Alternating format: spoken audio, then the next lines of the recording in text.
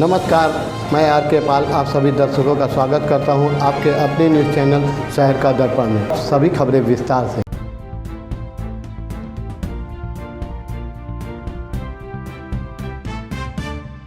लखनऊ में आज शिवरात्रि के पावन शुभ अवसर पर व अपनी मैरिज एनिवर्सरी के अवसर पर डॉक्टर प्रियंका उपाध्याय शुक्ला ने कहा कि मेरा यह सौभाग्य है कि आज ही के दिन ही मेरी शादी की वर्षगांठ है। शिव का यही आशीर्वाद मेरे लिए बहुत बड़ा है, क्योंकि आज ही के दिन उनका विवाह का जो उत्सव है वो पूरा ब्रह्मांड मना रहा है। उसी में मैं भी शामिल हो गई हूँ। यह मेरी किस्मत है, यह मुझे बहुत ही अच्छा लगा। मैं यही कहना चाहूँगी कि शिव कण कण में है, शंकर भारत के हैं। यह तो सनातन की परंपरा है। यह जो सनातन की परंपराएं, विवाह उत्सव मनाने की, जन्माष्टमी मनाने की, यह सब बनी रहे। शिव सबके ऊपर अपना इसी तरह आशीर्वाद बनाए रहे। वहीं शिवरात्रि के पावन अवसर पर उन्होंने यह कहा कि आरएसएस के वरिष्ठ प्रचारक इंद्रेश कुमार के द्वारा अभियान चलाया जा रहा है, जो कि भारत तिब्बत सहयोग मंच संगठन के द्वारा शिव धाम यानी अमरनाथ जो चीन के अधीन है, उसे अपने भारत में मिलाने का प्रयास किया जा रहा है। मुझे पूर्ण विश्वास है कि जिस तरह से अयोध्या में प्रभु श्री राम वापस आए हैं और मथुरा में श्री कृष्ण भगवान जल्द ही वापस आने वाले हैं, इस तरह जल्द ही तिब्बत भारत में होगा। हमें मानसरोवर मुक्ति के लिए जितना हो सके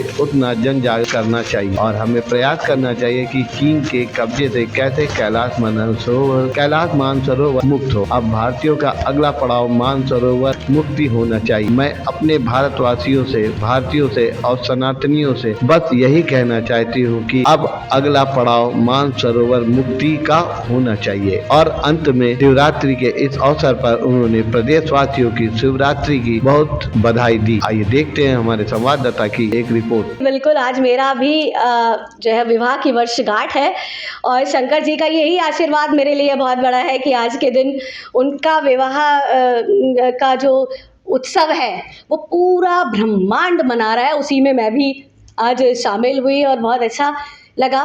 देखिए, मैं यही कहना चाहूँगी कि शंकर जो हैं वो कण-कण में शंकर भारत के हैं, तो कहीं ना कहीं सनातन की इस परंपरा को, ये जो परंपराएं हैं विवाह उत्सव मनाने की, ये जन्माष्टमी मनाने की, ये बनी रहे। भगवान शंकर ऐसी कृपा रखें हम पर कि हम सनातनियों के हृदय में, मन में उनके प्रति एक आस्था और विश्वास हमेशा बना रहे। और दूसरी चीज़ एक और मैं बहुत ही भावुक विषय है ये कैलाश मानसरोवर की मुक्ति। देखिए, इंद्रेश कुमार जी हैं आरएसएस के वरिष्ठ प्रचारक, माननीय इंद्रेश कुमार जी के नेतृत्व में, मार्गदर्शन में ये पूरा अभियान भारत तिब्बत सहयोग मंच के रूप में उन्होंने एक संगठन की स्थापना की। उसी रूप में ये आगे बढ़ रहा है और बहुत अच्छी तरह आगे बढ़ रहा है।